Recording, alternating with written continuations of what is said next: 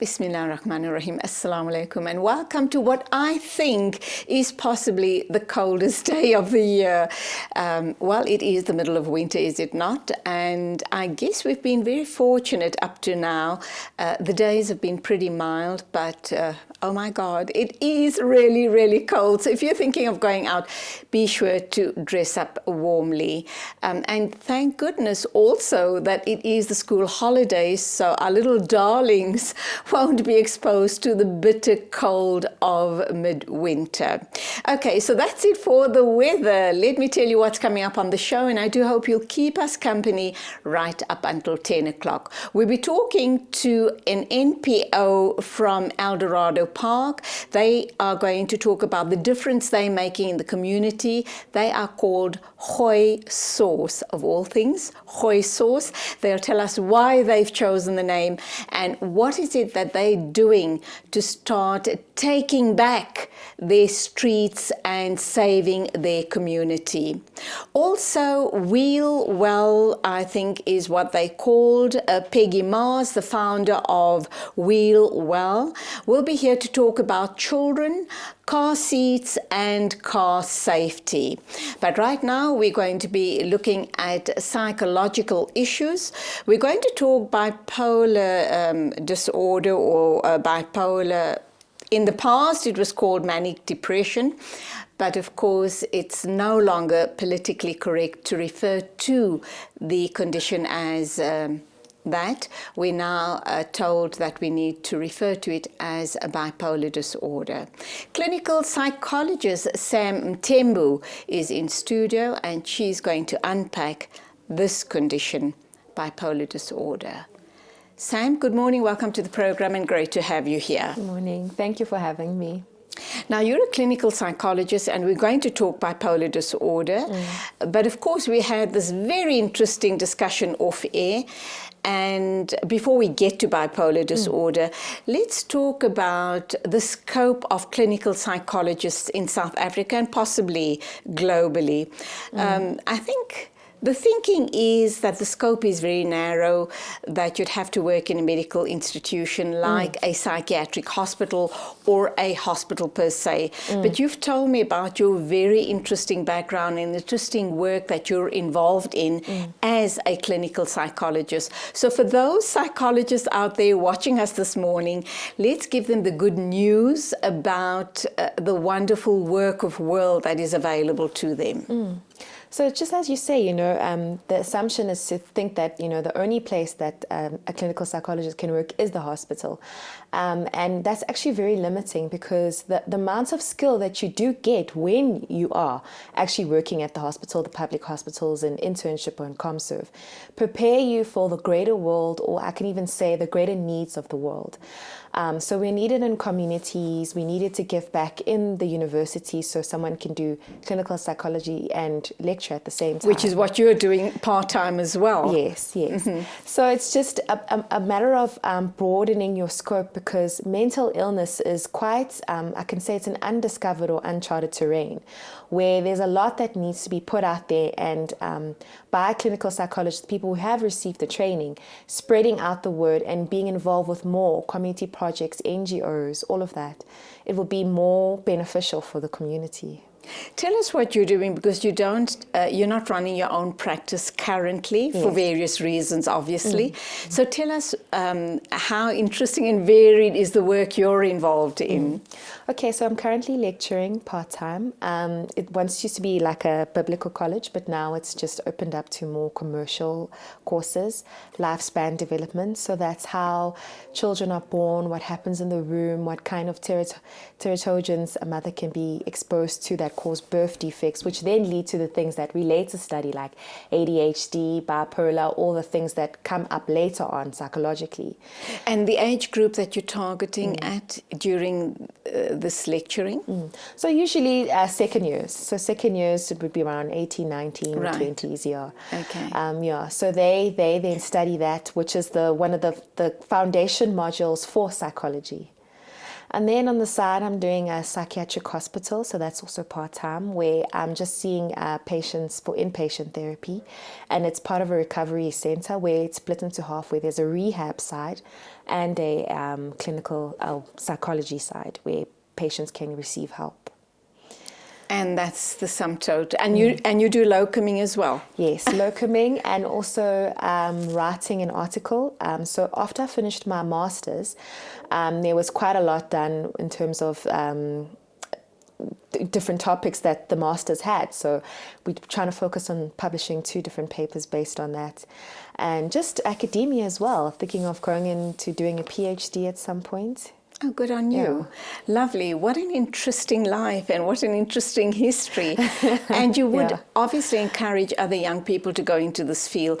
I was talking to someone who counsels at Lifeline, and he was saying to me that it seems that there's almost a glut of psychologists, and more young people seem to be gravitating to, studying psychology as a profession. But young people are finding it very difficult to find work. Would you agree with that? And also, what does the corporate space look like? Particularly, I know industrial psychologists get absorbed into the corporate world. Yes. But what about clinical psychologists? Is there scope for them in the corporate world? So yes. 2 questions, obviously. Yes. Would you encourage young people to go this route? And what does the corporate world look like for clinical psychologists? I definitely would. It's a long journey. It's a really long journey. I think maybe what actually happens is because only so many people can get accepted into the master's program. A lot of people who have done their psychology degree, even the ones that have done honors, fall by the wayside because of the lack of the amount of people that can be accepted into the program. So it may seem at that point that studying psychology was a waste of time and it wasn't very lucrative.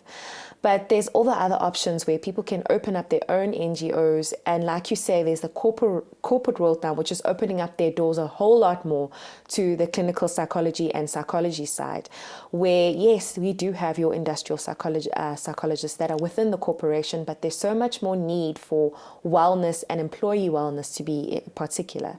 So I think there's also another thing, talking about the corporate world, called user design experience, where people who have studied psychology can study IT and then learn how to make the interface of a website or online almost agreeable to someone psychologically.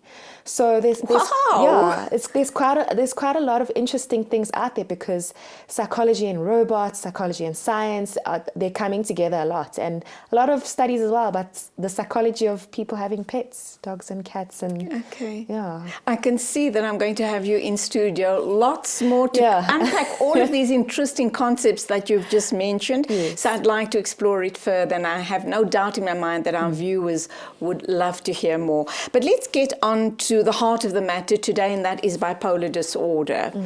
Obviously, we're talking about a spectrum disorder, because no 2 people would present in the same way. No 2 people would have, their highs and their lows, and again, present in the same way and also be treated in the same way. Yeah. Having said that, what exactly is bipolar disorder then? Okay, so bipolar disorder is characterized, let's just focus on the name itself. So bipolar. So bi meaning 2, and then polar meaning opposites or different points. So what this basically means is that someone will go in between either feeling really happy or high, or just moderately happy or high, and very, very low. And then we often joke around and say that people have mood swings. But this is like describing someone with mood swings on a severe level, on a severe Absolutely scale. Extreme. Very extreme. So it's a chemical imbalance in the brain, and it's unmistakable when you have a loved one or a friend who has bipolar. It's something that feels so bizarre, and it's so extreme that they will know that person, something is not quite right with them. So it's not just your average mood swings, or if someone just has a bad temperament or doesn't get along easily with other people because of introversion or other reasons, but it's really, really, really severe, and the behavior shows that what's going on in this person's brain at the time. The good news is we're told by people like yourself and other medical professionals that if managed properly, correctly, meds are taken as prescribed on time, etc., Yes. the person can lead a very, very normal life. Yes. What can go wrong and why does it go wrong, apart from the fact that they're not managing, their the meds medication, correctly? yeah.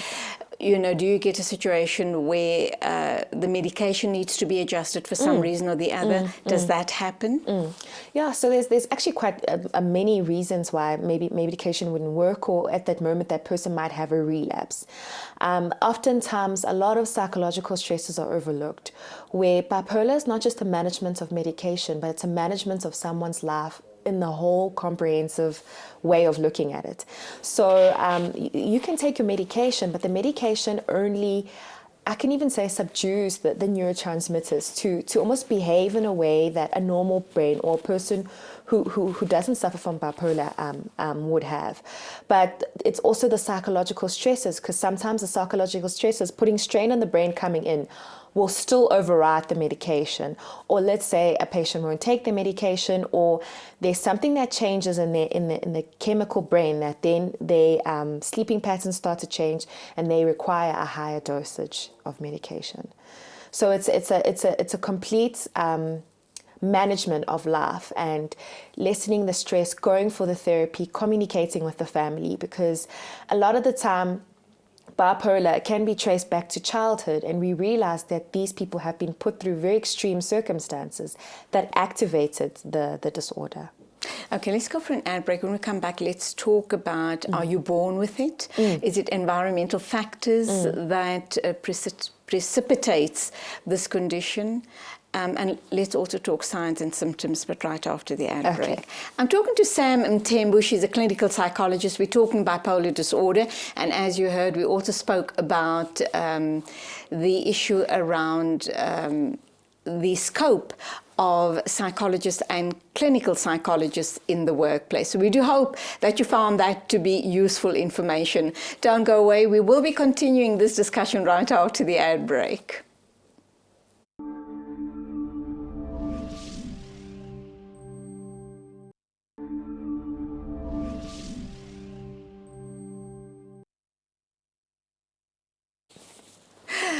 Welcome back. I think the off-air conversations are so very interesting. I need hours on end to get through all of the stuff with my guests.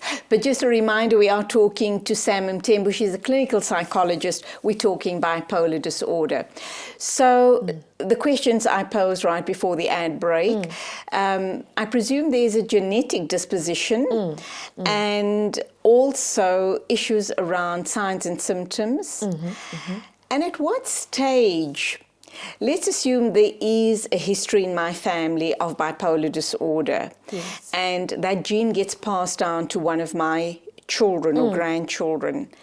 At what stage would I be able to pick up signs and symptoms, and what would they be, to suggest that perhaps that child is presenting with the condition? So I've thrown 4 questions at you, and let's wait for your responses. Okay, so yes, it is a genetic predisposition. A lot of the time parents pass on the genes for a lot of mental disorders actually have a genetic predisposition, found out through twin studies and so on. So, and then if you know that you, as a parent, you have bipolar, or even in some way you can have a parent with depression, and then somehow your child will fall into the scope of bipolar. So usually the thing to look out for is between the ages of 15 and 22, because a lot of onset of bipolar and a lot of other mental illnesses, like the first onset of schizophrenia and depression, happen between the ages of 15 and 22, mostly from the age of 22 upwards.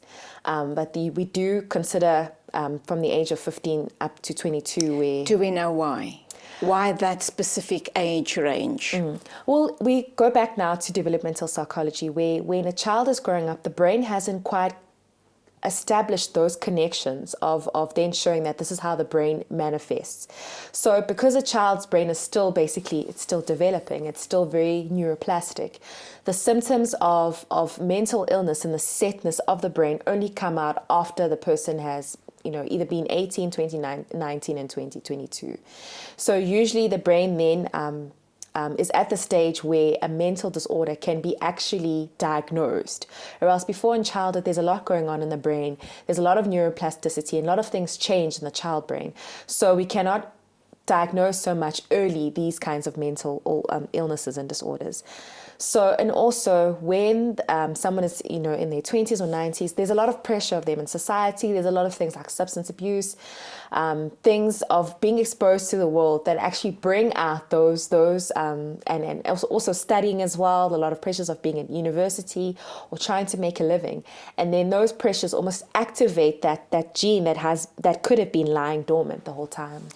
What about ADD and ADHD? Mm-hmm. If your child presents with that condition and is being treated or even left untreated, because a lot of people seem to think that they'll grow out of it, does that suggest that that child's going to possibly present with bipolar or depression or a mental disorder later on in life? So that's a big debate because often children who have these symptoms do maybe fall under the diagnosis of ADHD, ADD, because that's what's diagnosable at that time.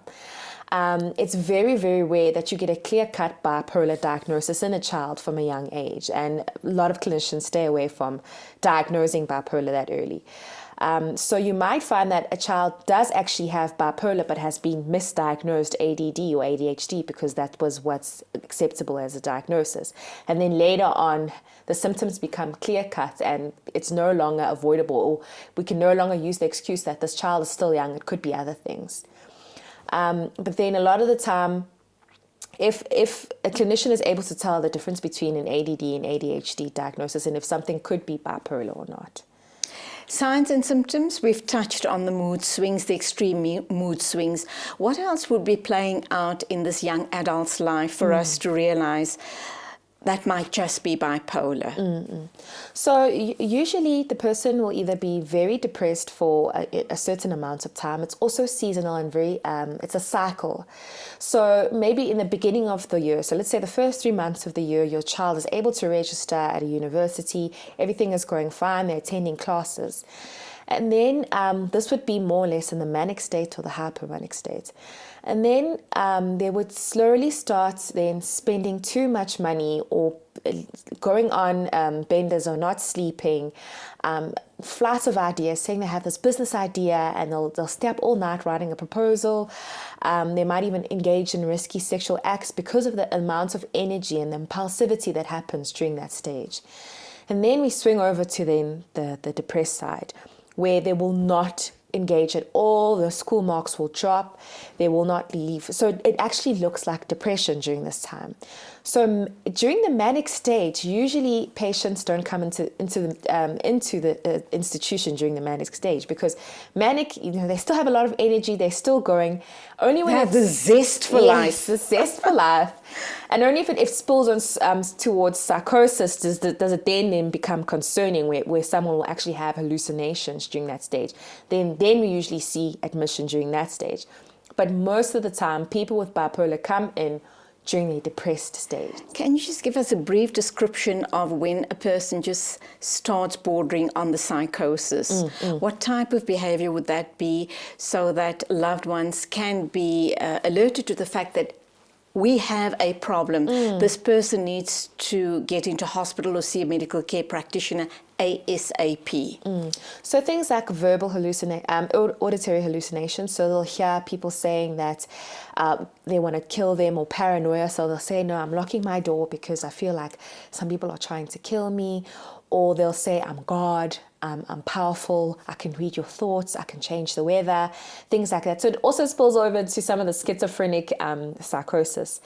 And then there are things like, I'll buy your house. So it's just this, these kinds of delusions of grandeur, or having money, or having celebrity status, knowing that, or saying that they're a celebrity, talking to themselves in the room, not coming out, not bathing, a fear of water, or something paranoid linked to something that's going on, linked to the visual hallucinations that they're having, or the auditory hallucinations. if your loved one resists going into hospital, what do you do? And I'm sure that there are a lot of them that say, I'm okay, there's nothing wrong with me, you're the problem, I'm not the problem. What do you do in a situation like this? So eventually, if because, you know, even in the bipolar states, there's times of where the brain kind of, it's like an equilibrium where the person Has moments of lucidity. Yes, like understanding and almost like consciousness. So during that time, usually then family members do agree to go to the hospital. But a lot of the time they need forced admission, where then the police will have to get involved. Ooh. And then the EMS services will come, pick them up, then... sedate them possibly. Yes, sedate them, and then they'll, as soon as they arrive at the facility, they'll get sedated there, and then the family books them in. How low do they go as far as the depression is concerned? As low as possibly considering or attempting suicide? So that's depending. So bipolar 1 is generally the one that's got the high highs and the really low lows, and bipolar 2 has bipolar 2 is the one that has the really... I'm confusing myself here. Don't worry about it. So there are two. There's 1 and 2. Yes. Why have they been classified as 1 and 2? Because the 1 has the hypomania, which is not really high, but it's high enough to be a little bit bizarre, where they have too much energy. And it's a low, but it's not a really low where Are they functional enough? No. So both of these are they're bad. And then... they both lead to what you're saying is suicide and the depression during that time. So usually the manic 1, so manic 1 is the really high, really low lows. Bipolar 1, yes, it's the really high highs, really low lows. Those will be really, really, really depressed, to the point where they might be too depressed and not actually have the energy to try and commit suicide. But this does also happen where people do try to commit suicide in that low state. Then we have bipolar 2, where there will be hypomanic and not so hypomanic and not really severely depressed, but they'll have some sort of dysthymia or present like dysthymia. But again, they will also be at risk of committing suicide. So there's a lot of individual factors that come to play when it comes to bipolar. I should imagine diet, lifestyle plays a huge role in the well-being of people with bipolar disorder, whether it's 1 or 2, and family support structures. So talk to us about diet and the type of medication, and also more importantly, I think this is what's very worrying for a lot of people with the condition, is the side effects of the meds. The side effects of the medication, you know, it's psychiatry and psychology. You know, we're still trying to look into more how to assist people with bipolar disorder. But the medication aspect of it, because the brain is so complicated, like we were saying earlier, sometimes someone will be on their medication but still have a manic episode or depressive episode where they have to have a hospital admission. So like you say, the diet really helps, and a lot of the time family support and having that therapy. So having something consistent, you know, having something that that almost keeps the brain stable and in a way kind of makes it plateau, instead of triggering those responses of feeling very stressed or feeling very low, where someone might end up taking their own life. Oh, we have support groups for all sorts of conditions. What about bipolar disorder, and what about the support structure, you know, the loved ones?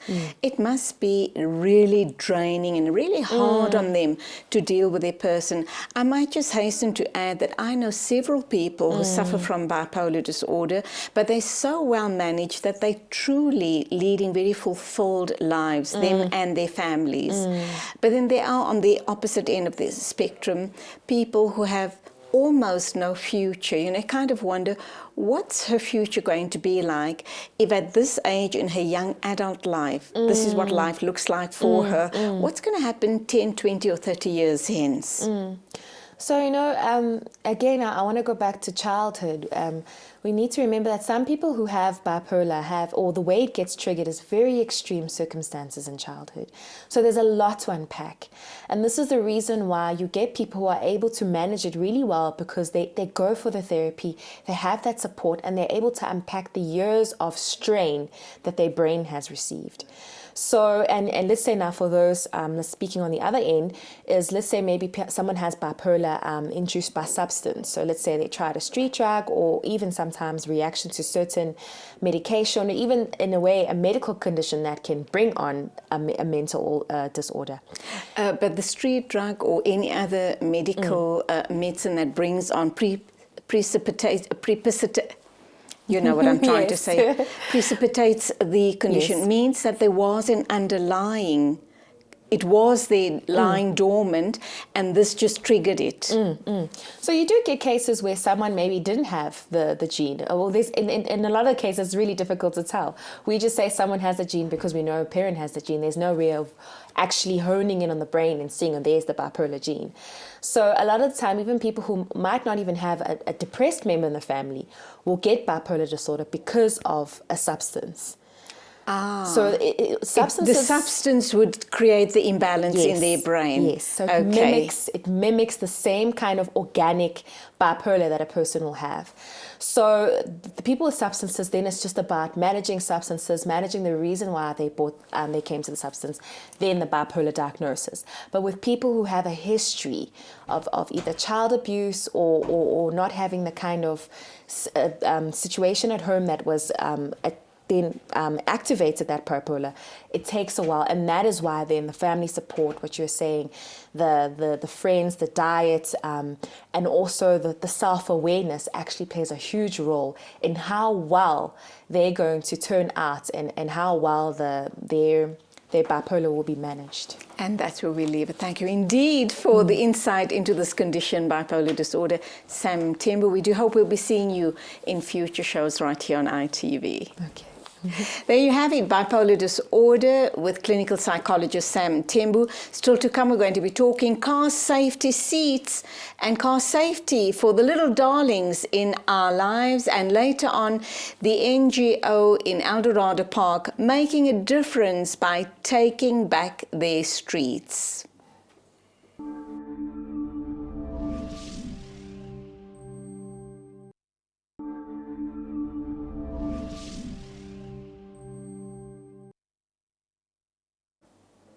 From psychology, we move on to the safety of the little darlings in our lives. We'll be talking to Peggy Mars from an organization called Wheel Well, and it's all about car seats, car safety, and ensuring that our kids are strapped in, even if we're just taking a ride around the block. So let's hear what Peggy Mars has to say about the importance of car safety for our children. Morning, welcome to the program. Morning, and thank you for having us.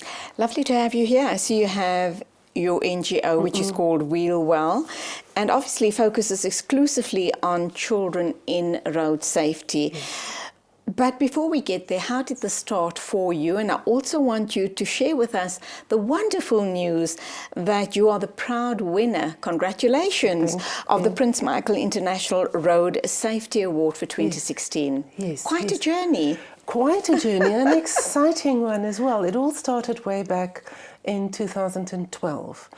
A lady that I was working with in road safety, but in a different field altogether, did a similar campaign down in Cape Town, and she needed, the response from Gauteng was huge, and she needed somebody to run with it up here. And the idea was to donate used car seats, clean them and check them for safety, and then hand them to parents who can't afford them new, to get children in car seats. And it just went ballistic from day one. I went on a radio interview, the car seats started streaming in. I was given a shelf company to register as Well, and our bank accounts and things were just opened. Literally on the day our bank accounts were open and we were now ready for action, I got a call from Prime Media, and they wanted to do a big car seat collection on their morning show. And since then, it has just mushroomed. Also, when I started, the idea was, you know, just to educate parents a little bit as you give over the car seats. I realized that nobody was talking about car seats. The law did not support the safety of children in vehicles, making car seats compulsory. there was no information available. Plenty of information from the States and from Europe, but this is not the States, nor is it Europe. This is Africa. You know, there's a different culture here. It's a different setup. Everything is different. And I couldn't let it go. I couldn't just collect a couple of seats and hand them over, because there was so much more that needs to be done. Absolutely. And there's this ongoing need. It just never stops. It doesn't stop, because we always have babies, don't Absolutely. we? And always have new parents True. that don't understand the dynamics of how important it is. So over the years, we have just grown from strength to strength. Over 8,500 children have benefited from car seats since we have started, and the death toll for children on the roads have come down by 24%, which is phenomenal. Absolutely. But it means that there are there are still fatalities. There are still 3,902 kids died in car crashes last year. That is children as passengers and children as pedestrians. And that is unacceptable. That's almost 4,000 children. It breaks my heart. And as we speak, we in the middle of the mid-year school holidays, and we know that lots and lots of families are all over the country, especially at the coast, enjoying the warm weather, and they'll be making their way back at some point. And just how crucial, absolutely crucial it is to ensure the safety of their children in the cars via car seats, or if they're older, then they need to be strapped in. But very, very importantly, the parents need to lead by example. Children do as you do, and not necessarily as you say. So, and they're not born with any preconceived ideas of what their life should be like, you know. So a child of 6 months don't know that it doesn't want to be in a car seat. It is an option that you give them almost, you know? Too true. Yes. So it is all about the dynamics of the laws of motion. So the vehicle is in motion. Everything in the vehicle travels at the same speed. But if the vehicle comes to a grinding halt, everything in the vehicle still carries on travelling at the same speed that the vehicle was at. And then the crash force that any object or occupant of the vehicle hit into something else, is calculated by multiplying the speed that you were travelling at with your weight.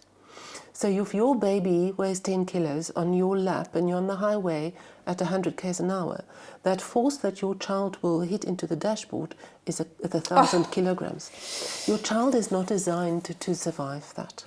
And that is why it's important that they're on car seats. Car seats also keep them within the cabin of the vehicle during a crash. So they're not flung out of the windows and stand a risk of being driven over, or if there's a rollover that the car falls on them. And the other thing that it does, it helps their bodies ride down the forces of the crash. Because it's not just a straight head-on-head. There's often spin and roll, so there's a huge amount of forces at play. And the safety of that car seat and the harness or the seatbelt for the bigger kids in a booster seat or just the seatbelt helps them ride down those forces safely, so they're not flung around within the vehicle. So and that absolutely crucial. What about, and we'll get to the award in a minute or two, but what about in Gauteng, for example, JMPD or law enforcement, in terms of fining people that don't have their kids in car seats or strapped up? I see this all the time. I've even just as recent as a few days ago saw a couple of kids in the back of a bakkie, and I thought, oh my God, this is a horrible accident waiting to happen. Yes, I feel like handing those parents a death certificate for them to put in the date when it happens. It's almost inevitable. You're playing Russian roulette with your children's lives. Now, the law stipulates that all children under the age of 3 must be in a car seat. Kids over the age of 3 and under 1.5 meters tall must be in a car seat if one is available. And if no car seat is available, the child must sit at the back with a seat belt. Now, unfortunately, this is not very strictly enforced. The law also says that the car seat needs to be appropriate and correctly certified. So it must be a legal car seat for it to be safe. And it is not being enforced. Of course not, unfortunately. because I think even the authorities aren't aware of all of these laws and rules, and they wouldn't even know what to look for. Exactly. But that being said, I also want to explore a little later on in the program for young parents going out to buy a car seats. What is it that they look out for, a price range, etc. Yeah. But let's talk about the Prince Michael International Road Safety Award 2016. How did that come about? We did a campaign with Bequena N1N4 concessionaire on the way out to Limpopo, the Easter that year. So Bequena purchased the car seats, and we had baby seats and toddler seats and booster seats, and then we gave them to The passers-by. The passers-by, yeah. And it is the most amazing experience because parents can't necessarily afford the car seats and they don't know how important it is. And if you raise the awareness, you can give them a solution straight away. So criteria, I mean, I could, you could have stopped someone who forgot to bring the car seat along. then we give them one anyway because they are on the road, they are in risk. Okay. Yeah, so affordability wasn't the criteria here? No, here is you have to have a kid in a car. And so Bequena nominated us for that activation to the award. And who are they? Bequena is the N1N4 toll road concessionaire. Okay, and they funded it? They funded that campaign and nominated us, and we got it. And projects that stand a chance to win must be innovative, it must be easily replicatable in other countries, proven track record, all of those things, so, and sustainable, so there's always car seats and kids outgrow them and parents need to buy new ones, so there's always a turnover of car seats. So we were very honoured. It was the most beautiful event at the Savoy Hotel in London. Oh, wow. A mind-boggling experience. That's Prince wonderful. Michael himself was there. And of course the International Fraternity for Road Safety. And there are very few of them that focus specifically on children. And so the Car Seats for Kids is actually a very unique South African campaign. Nobody else does it. Is it an ongoing campaign? It's an ongoing campaign, yeah. Are you hoping to replicate the award at some future date? Oh yes. We have, within the area of car seats, there is so much work to be done.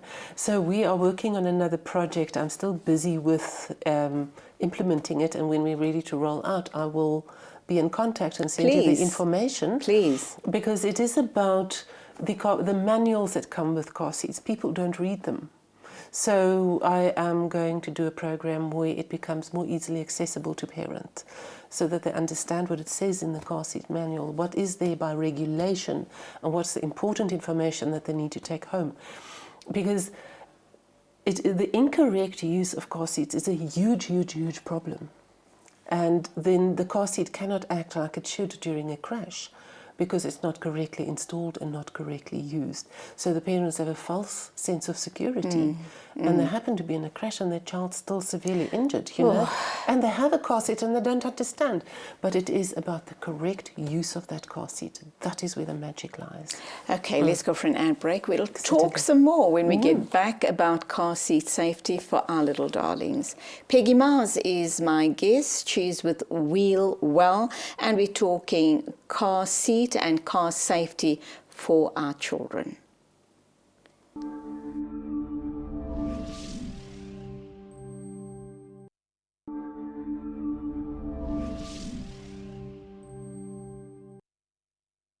But he does run his own business.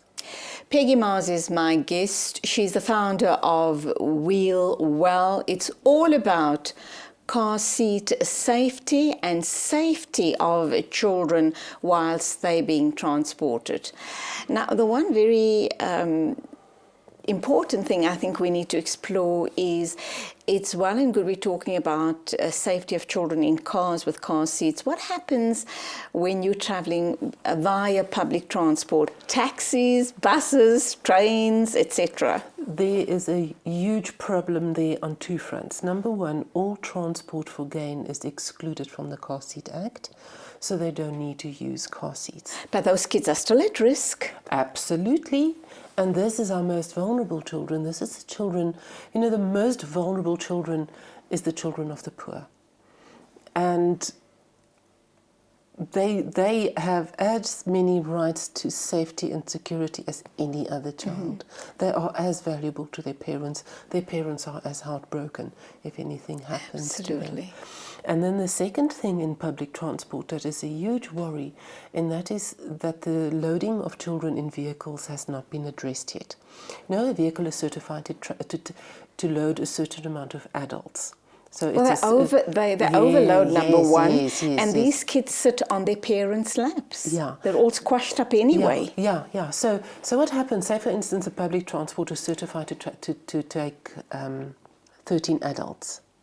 Now for those purposes, children under the age of 3 don't count. So they physically, up to the vehicle, they're a human being. Inside the vehicle, they don't count. So they have no rights and they have no safety. So that child on that parent's lap is not supported by the law. Then children between the age of 3 and 6, 2 kids count as a person. So you will have 2 children sitting on a seat, and you cannot share a seat belt. It's like toothbrushes, you just don't share. So where is the safety of our children? We need to address that and bring that to that every person is a person as far as loading is concerned. Because seatbelts will keep a 4-year-old child safe. It is safer to have them in a booster seat, but I can understand that in public transport it's not always practical. You do get little harnesses called Secure Kid that adjust the seatbelt to fit the child, because children are smaller in stature. So the seatbelt don't fit them, and these little harnesses make them fit. So that can be used, that is an option in public transport. But we need to address the loading of children as very, very important. I understand the socio-economic impact.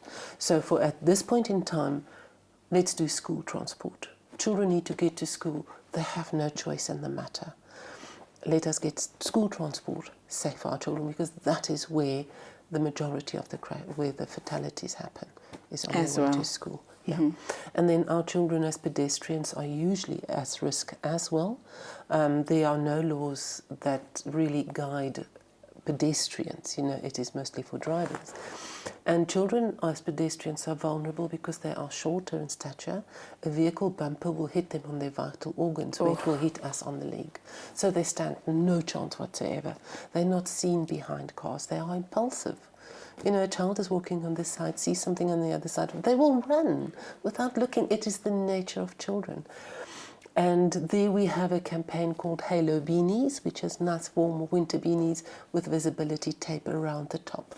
So it's at the highest point of the child for greatest visibility, and it is reflective. So instead of seeing a child in dark school wear in an early morning at maybe 20 meters, you can now see them at 120 meters. And that gives the driver much more time to respond and react. So where are these beanies available? Are you giving them out to school children or schools? We run that as a project that we need funding for. So we kit out a primary school at a time, and we need the funding per project. And it's a beautiful CSI spend because it's all contained, Absolutely. So your focus is all about children's safety, road safety and car safety. For children specifically. Young people, their first baby, or they, down to 3 kids, all toddlers, wanting to go out and invest in really solid and safe car seats. What would the criteria be? How do I know that the X 3 or 4,000 or even 5,000 Rand that I'm spending more expensive doesn't necessarily mean a solid car seat? No. What is it that you look out for in terms of a safe car seat for your children? Okay, first of all, on every car seat there must be a little orange sticker. It's about that size. And on that is almost the ID document of the car seat.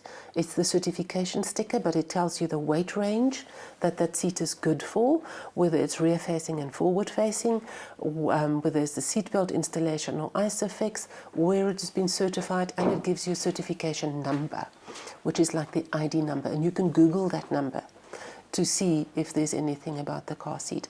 But what I suggest parents to do is do their homework. And what they're looking for is a car seat where there's lots of support online. So if the if the website is clean and clear and you can see the car seat clearly, you know, from all angles, there's lots of information, there's instruction manuals, there's videos, then you know that's a distributor that care that their product is used correctly. And since we have started, there are now many more safe and affordable car seats available. For instance, you can now at Macro buy a Safeway car seat for 1,700 Rand. That seat is good from birth till 12 years old. Oh, wow. So that, and it's a big investment, but if you take it over the time that you use it, you can use it for 10, 12 years, then it almost becomes a negligent amount, Right. you know, and it's a seatbelt installation, so it will fit in every single car. You can rear face it for as long as you can, forward face till 18 kilograms with a harness, and then it becomes a booster seat until your child is seatbelt ready. So yes, I understand it's a bit of an outlay for parents who are battling, but do your best to get that money together and go and get that seat, because it is definitely, definitely worth it. If you think what a funeral for a child costs and what the implications for you as a parent is. I lost a child 25 years ago. Oh, I'm so and sorry. I still battle. There are days where... In a car accident? No, she drowned. Oh, I'm so sorry to hear that. I think if Jess died in a car crash, I would have been too emotionally involved to be able to do the work. You know, already I feel the pain of every child that passes away that's hurt. I feel it as if it is my own child. And I know what kind of pain that parent will go through for the rest of their lives. I know how it affects the siblings. It changes everybody to lose a child. You know, we are not made to lose our children. No. Burying a child, I think, is the hardest thing that you can do. Please, God, let no one experience that. Let Please, our children God. bury us. Exactly. Exactly. So you've given us a lowdown in terms of the type of car seats, and it is affordable. Yes. What about people watching us today? Their children have grown up. They've got these car seats stacked away, collecting dust in the garage. How do they go about donating it to a worthy, worthy organisation like yourself that will ensure that it goes to the right people who need it? Certainly. We have a drop-off point countrywide in Inspector Car.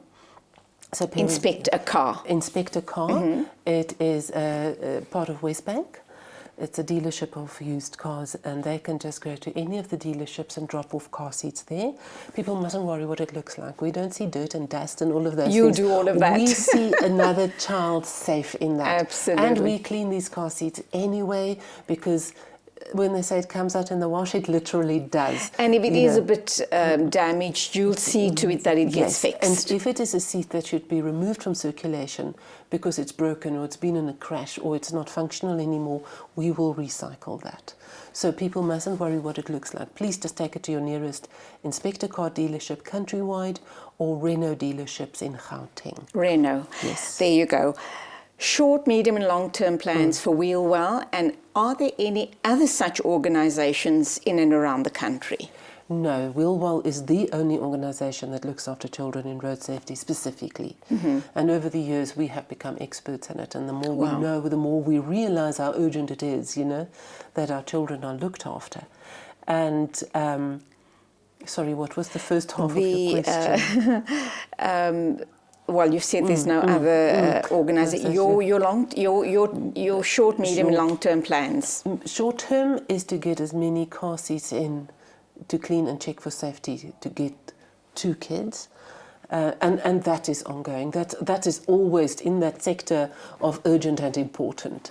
Then in the medium term is to set up training for parents. Oh, wow. And car seat technicians. Now, a car seat technician will be somebody that can advise parents on the correct choice, installation, etc., and it will be countrywide. And then long term is to get as much information available online through our website, through social media, and any other way that we can, to get the correct information through to parents on the importance of car seats, how to use them, when to stop using them, when to switch over, all of those things. If people visit your website, what are they going to find? What type of information will they find on the website? Oh, there is plenty. Under what we do, they can go to a tab that's called Car Seat Corner, we have designed brochures and posters, and you can print it from as little as A5 all the way to big posters, and just print it and put it up. There's road rules for our pedestrians, there's road rules for the children in cars, there are brochures with Car Seat 101, and there's brochures then on every specific group of seat. There's so much information. Parents can just go there and have a look. Brilliant. Give us the website address and we're going to have to wrap up now. Certainly. It is www.wheelwell.org.za. And parents can just click around and see what there is. There's plenty to work And with. thank you for coming in to save the children of our country. May you go well, may you grow from strength to strength. And it's truly, truly heartening knowing that there's someone out there looking out for our children. God bless. Thank you very much. That was Peggy Mars from Wheelwell talking road safety, car seats and car safety for the little darlings in our lives. Don't go away. We're going to be talking to an Eldorado Park NGO or an NPO. I think it's an NPO. They're called Gooi Sauce and they are wanting to take back their streets.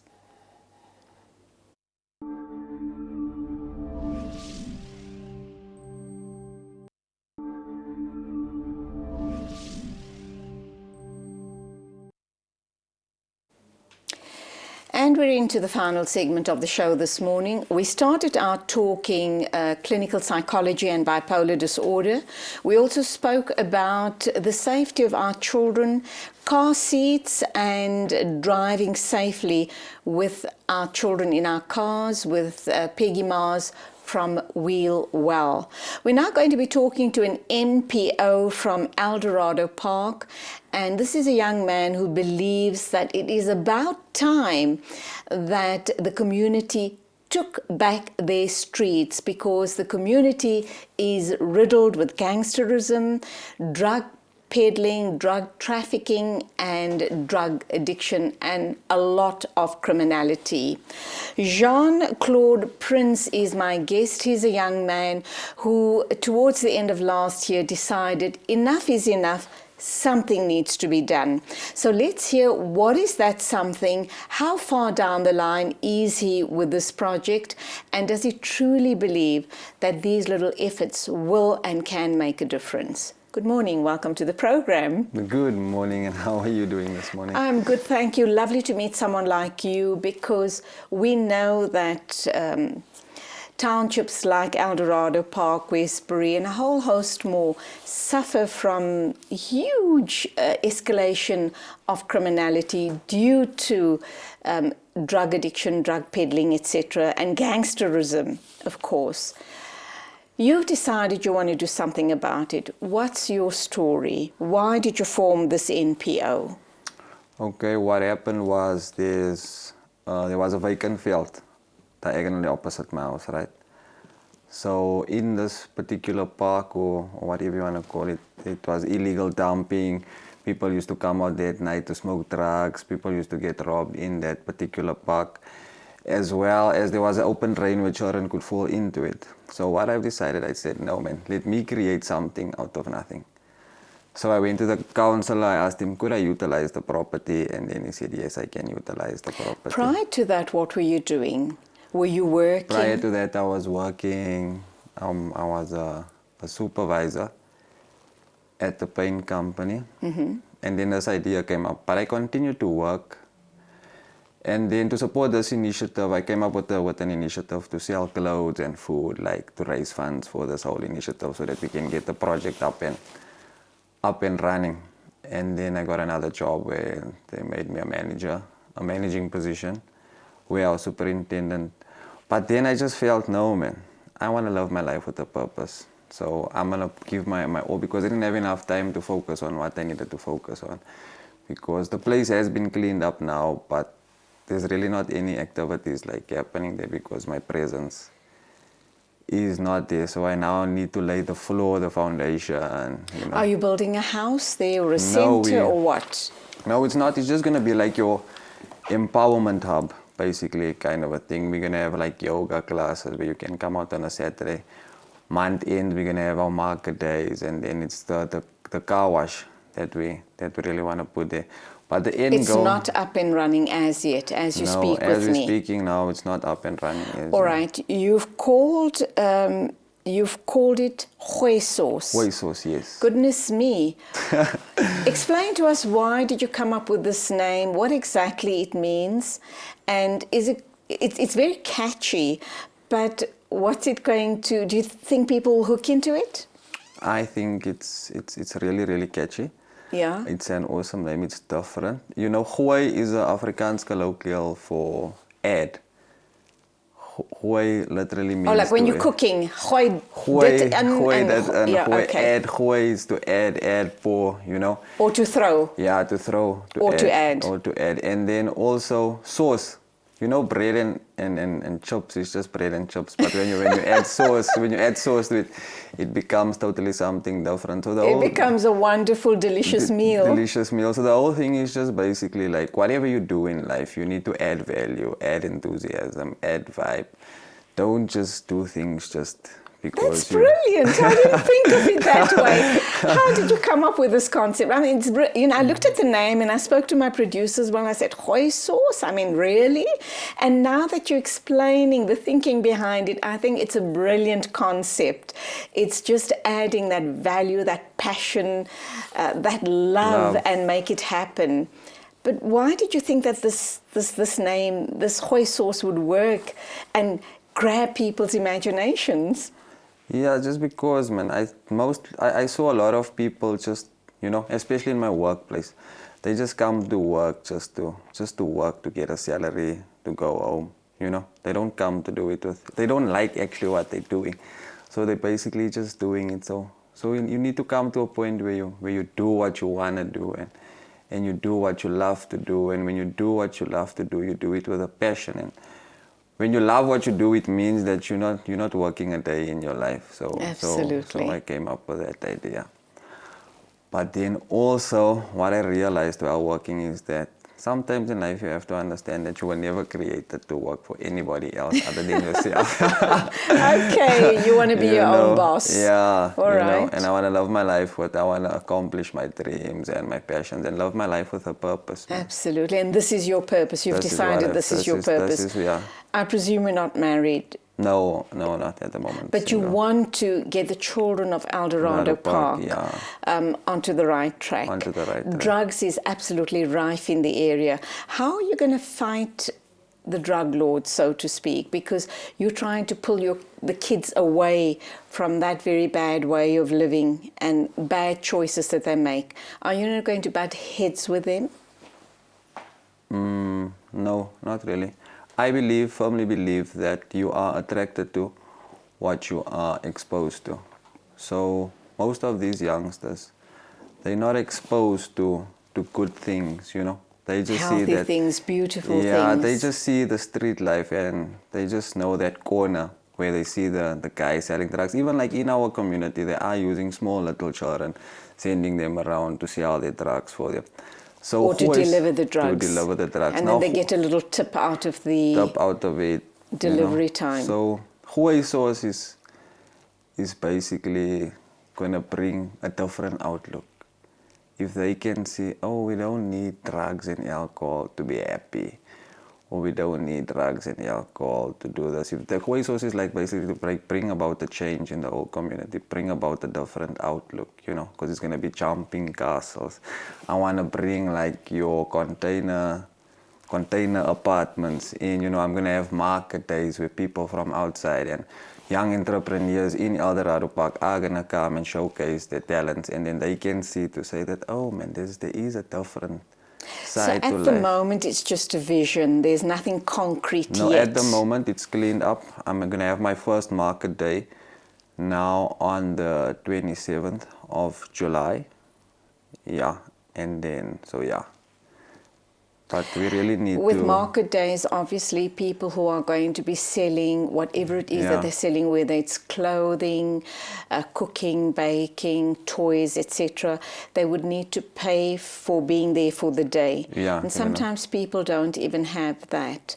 So you're going to have to make it very attractive and very affordable for them. You need to think that through, how you're going to promote that concept. Yeah, I have. I'm gonna charge them 200 Rand per store.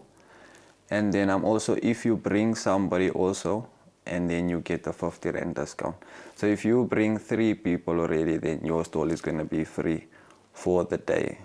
So And you're advertising in and around Eldorado in Park. and around Eldorado Park. You started dreaming about Goeie sauce a couple of months ago. In September, you registered the NPO, am I correct? Yeah. You're as passionate as you are about it. You need the support. You need people to help you along the way. I need people to help. So who are these people that are helping you? For now, I don't have any financial support coming from anybody. What I'm doing now is like I said, I've just started with my water. And Okay, then, tell us about the water. Tell us about the cap on your lap. okay, the cap on my lap is one of my designs. Like I said, I came up with the initiative to sell clothes, you know, like to raise funds for this whole thing so that we can get the project up and running. But not only do I have caps, I have t-shirts as well. And I have like hoodies as well. And I recently came up with the idea of the Goeie sauce water. You know. So how's it taking off, and what are the price ranges that we're looking at? Because you have to be competitive. Yeah. And you sometimes wonder if people will be able to afford it, because if they don't, you're going to be sitting with a lot of unsold stock. Yeah. Okay, so the caps are really affordable. They're going for 90 Rand. And then my hoodies are going for 250. And then my tees are going for 130 Rand, and others with different designs depending on the quality also. Those ones are also going at 250. My water, I recently just came up with it, so it's going for about 8 Rand. Okay, because you obviously have to have a special bottles with the printing on to the... do the printing and all of that. Where do you sell the stuff? Do you go door to door, or...? No, like I said, I created an online store. Oh, wonderful. For the clothing, so you can order online. It's under my name, Johan Prince. And you can, and then... Why not under Goeie sauce? Goeie sauce is... There's two websites. It's a Goeie sauce website and a Jean Prince website. So what I wanted to do is, like, first, I just wanted to have, like, I thought Goeie sauce, no man. Jean Prince is more international. With clothing, I can take it like overseas, like with your Louis Vuitton, your Calvin Klein and stuff like that. You've got big dreams. Let's go for an ad break. We'll be back in a minute or two. We're talking about an initiative to take back the streets in Eldorado Park by this person called Jean Prince. He has big dreams. He's very passionate about it. Let's hear what else is in the pipeline as far as his brand is concerned, which is called Goeie sauce.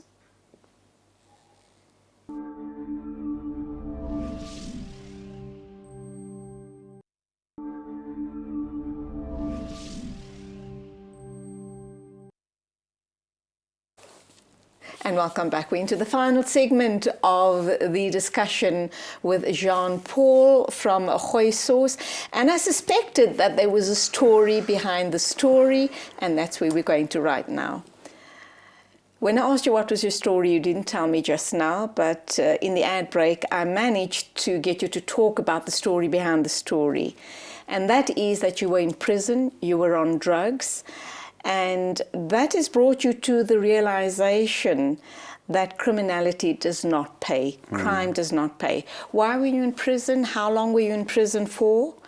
And what was prison life like? Okay, I was in prison for 2 years. I was in prison for theft. How old were you at the time? I was 19 years old. I just finished. I was in my matric year, hooked up with the wrong friends, you know, made wrong decisions, started drinking, started stealing cars. Eventually, I ended up on drugs. Eventually, I went to prison, which I served a 2-year sentence, and that made me realize. So when you're in prison, I understand that that's a world of its own. It's vicious in prison. Prison life's very vicious. What did that teach you? And when you came out, did you truly turn your life around? Yes, when I came out, I truly turned my life around. But then what happened was, when I came out of prison, I got a job, you know, started living right. But then slowly but surely, my old friends started to creep back into to your come. life. And you know what they say, if you always do what you've always done, you'll always be where you've always been. So eventually, but luckily this time I didn't go back to crime. I only started drinking every day again, and then I felt to say no, man. Then I didn't go to work, then I left at work, and then I went to a rehabilitation center as well, which I was in there for 1 year. And then I came out now 3 or 4 years back, and then I started to work again. Are you completely rehabilitated? Yes, now I'm completely rehabilitated. With a clear sense of mind and a clear sense of vision, you now want to give young people a chance in your community to not get involved in drugs and criminality.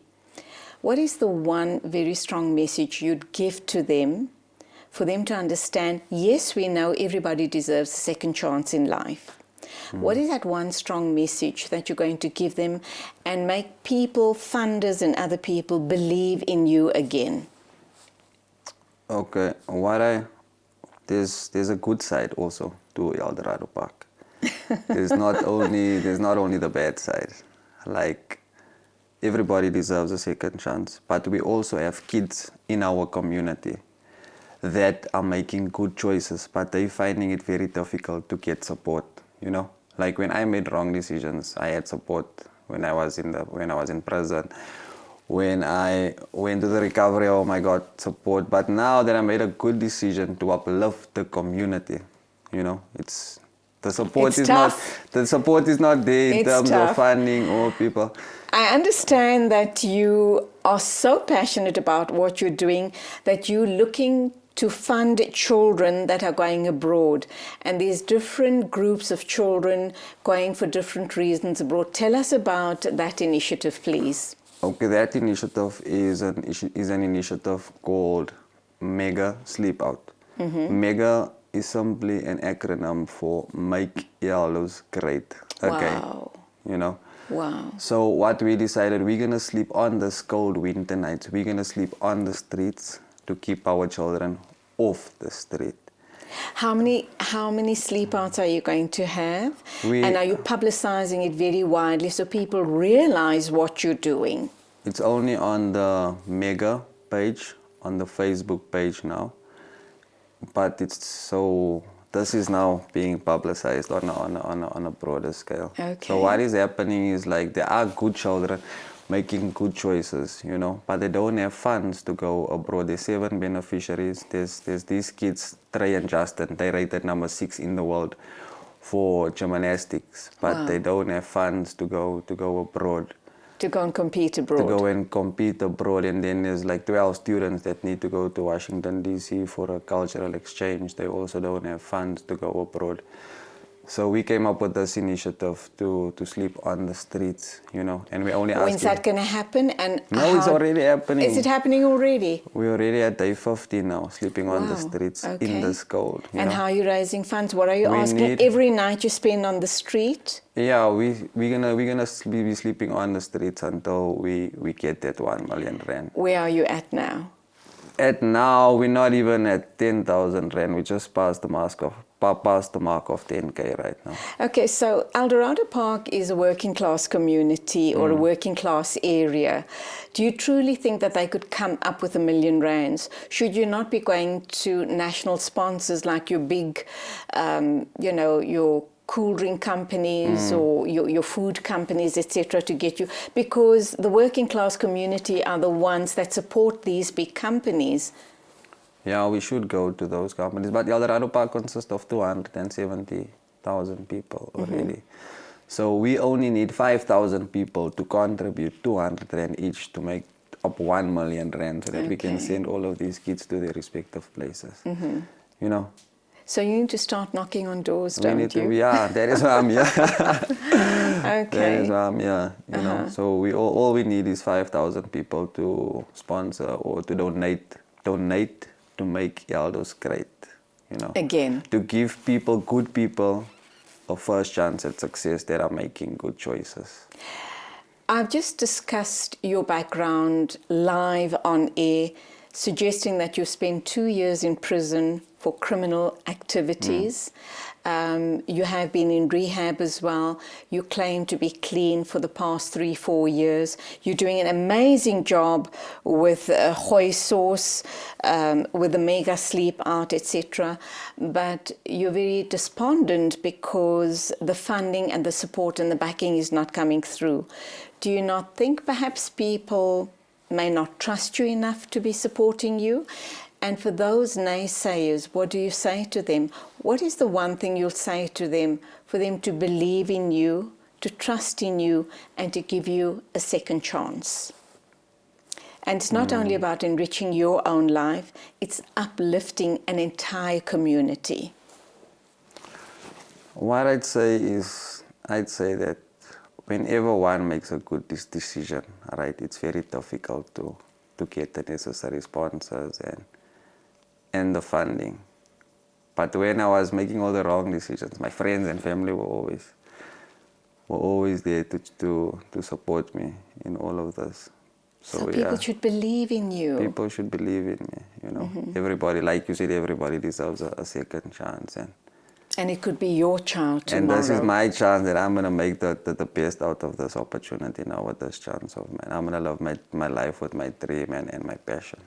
Okay, let's assume everything goes very, very well, and please God it does, that you do get the funders and you are able to send these children abroad, and your weekly and monthly activities keep happening on an ongoing basis. So everything works out according to your short-term plan.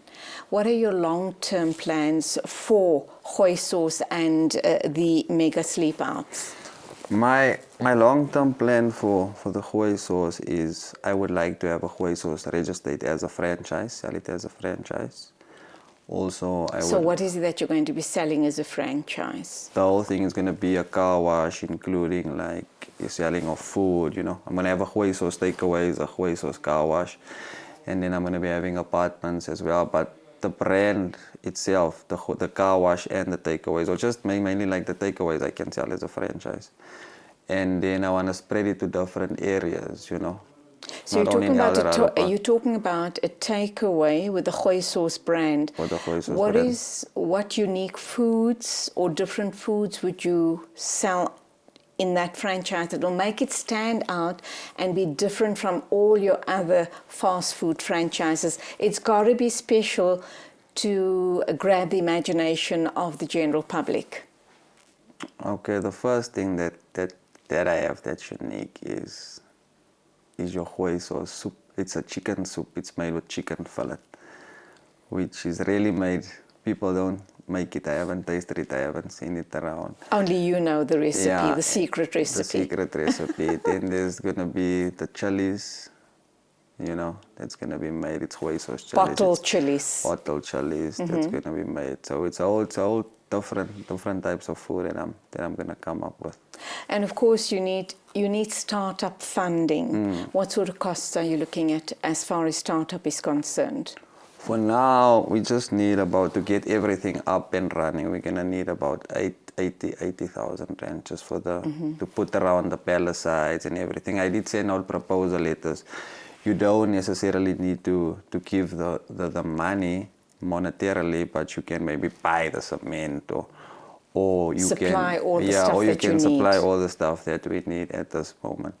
But for the Mega Sleep Out, we do need the money, we do need the funding, and it goes into the Mega account. You'll see the Mega account. It's on your website. It's Mega. It's Make Yellows Great Again /Mega. That's the Facebook page. If you go on that Facebook page, you'll see what is happening. You'll also find the account number that's on there. And then as well as we do pull records like bank statements of people to show them, okay, this is how much we have right now. Those money is not for us. We just want to help Make Yellows Great Again so that we can send the kids abroad. Well, good on you. God bless. May you grow from strength to strength. And that's where we have to leave it. But I have no doubt in my mind, you're a man with big dreams, lots of passion, and it will truly become a reality. Just chase your dreams. Don't give up at all. You're going to have times when you'll feel nobody believes you, but you just continue believing in yourself, believe in your dreams, and please make it happen. Yeah, like I always say, I'm not the type of guy that wakes up in the morning and wonder what's gonna happen. I'm the type of guy that makes things happen. And good on you, go well. Go well. There you have it, Jean-Paul Prince. The brand is called Gooi Sauce. He truly believes that he can make Aldo's great again. So please dig deep into your hearts and your pockets and make his dreams become a reality. It's not for him personally, it's for the street children of Eldorado Park, or the good children whom he doesn't want to go and make the wrong choices. And that's where we leave it. Lots to think about, and we do hope we'll be seeing you on Saturday morning at the same time. Till then, please take care on the roads. As always, it is Khodafis from me, Julie Alli.